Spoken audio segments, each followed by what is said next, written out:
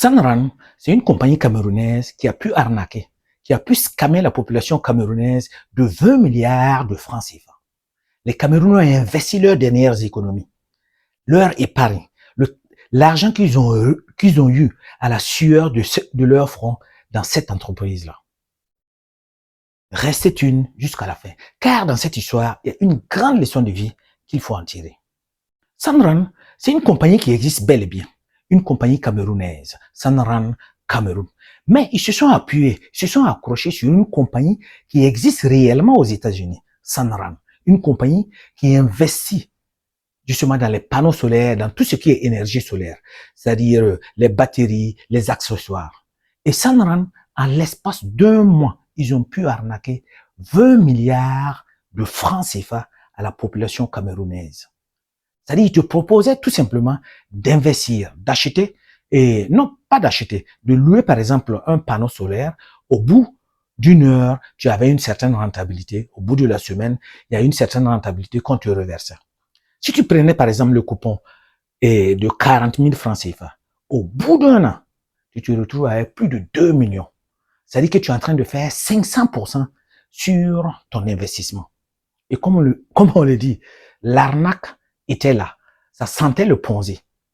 Clairement, le Ponzi tout fait. C'est-à-dire le Ponzi fonctionne tout simplement comme ça. C'est-à-dire les premiers qui vont souscrire, c'est eux en réalité qui vont rentrer dans leur fonds. Ceux qui arrivent plus tard, qui souscrivent dans la même société pour avoir du bénéfice, eux, ils sont en train de payer en réalité les premiers souscripteurs. C'est-à-dire les premiers qui vont arriver, qui vont mettre leur argent dans l'entreprise et on leur promet une certaine rentabilité. Il faut qu'il y ait d'autres souscripteurs pour que les premiers puissent être payés. Et dans le cas de Sanran, à l'espace d'1 mois, ils ont pris 20 milliards de francs CFA. C'est une compagnie qui existe réellement. Ils ont un registre de commerce qu'ils ont enregistré tout normalement. Et quand tu vois leur site, c'est bien beau, la navigation est simple. Et quand tu ouvres ton compte, c'est-à-dire tu fais ton inscription, tu fais le paiement, tu vois sur le compte, tu vois ton argent qui est là, tu vois l'argent qui est en train d'évoluer doucement chaque heure, chaque mois. Et l'idée était vraiment très simple. C'est-à-dire il y a eu des compagnies similaires qui ont scammé, qui ont arnaqué la population camerounaise. On a vu passer les Mida, les Pemal, Cunet, mais néanmoins, les Camerounais sont tombés dans ce piège-là. Dans cette histoire, la grande leçon de vie qu'il faut retenir, c'est l'appât du gain facile. De nos jours, les jeunes populations ont tendance à courir rapidement vers l'appât du gain facile. Et ceci m'amène à me rappeler d'un film que j'ai suivi. Et dans ce film, c'est le film de Shaka Zulu. Je ne sais pas si vous l'avez vu ou pas.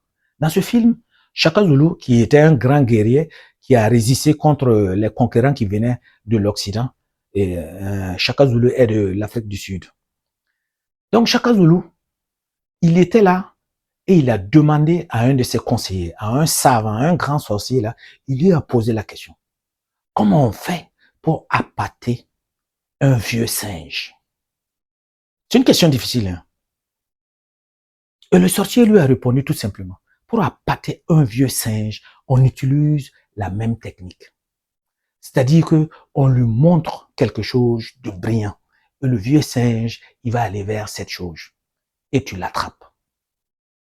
C'est la même chose. L'appât du gain facile. Tellement le gain était tellement énorme que ces gars-là ont décidé d'investir. Ils ont décidé de mettre tout leur argent dans cette entreprise. Une entreprise qui savait, pas qu'ils avaient les preuves, qu'ils ne savaient pas encore si ça va fonctionner ou pas.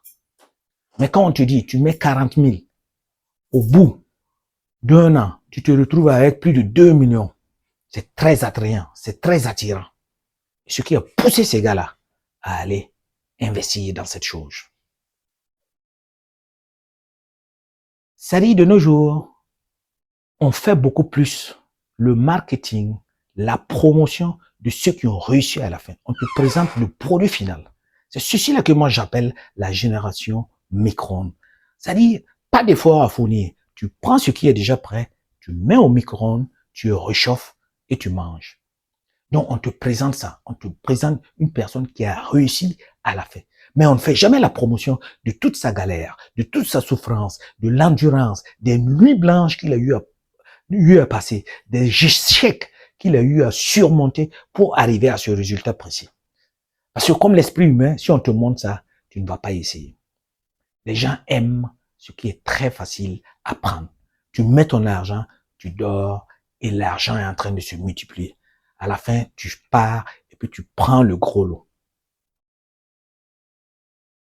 Apprenons à travailler durement.